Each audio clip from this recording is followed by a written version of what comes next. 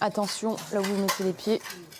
800 mètres carrés d'immeubles saccagés, pas une pièce n'a été épargnée. C'est terrible de voir son immeuble entièrement saccagé. Quand le squat s'est libéré et qu'on a pu se rendre compte des dégâts intérieurs, c'est assez violent. Les squatteurs passent 18 mois ici avant de quitter les lieux en janvier. Averti par le voisinage, la propriétaire récupère alors son bien, change les serrures. Un agent de sécurité garde désormais l'immeuble 24 heures sur 24. Ici, on avait une fenêtre à la place de cette porte de garage. Des murs porteurs ont été entièrement cassés et la structure de l'immeuble est complètement à revoir. Anne Gagneux, promoteur immobilier, achète cet immeuble de bureau il y a 2 ans et demi avec pour projet de le rénover.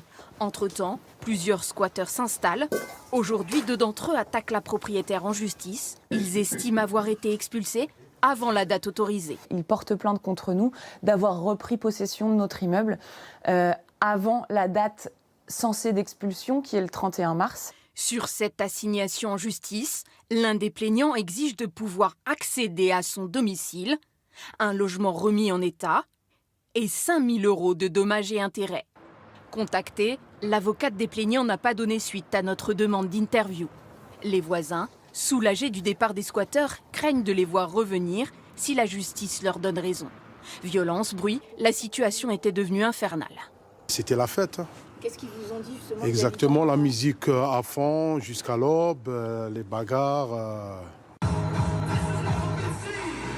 Sur cette vidéo, on les voit autour d'un feu allumé devant l'immeuble. Depuis son balcon, Alex avait une vue imprenable sur les faits et gestes des squatteurs qui avaient même installé une piscine sur le toit. Là, c'était la teuf, quoi. Ils étaient 30 ou 40, ils ont installé des banquettes, ils ont installé des chaises. Ils étaient tranquillement en tenue d'Ève. Hein. Au bout d'un moment, on ne disait plus rien. On n'allait quand même pas déclencher une guerre. Une décision de justice sera rendue le 14 mars prochain pour savoir si les squatteurs peuvent réintégrer l'immeuble. Merci d'avoir regardé cette vidéo. Abonnez-vous pour ne pas manquer les prochains épisodes. À bientôt.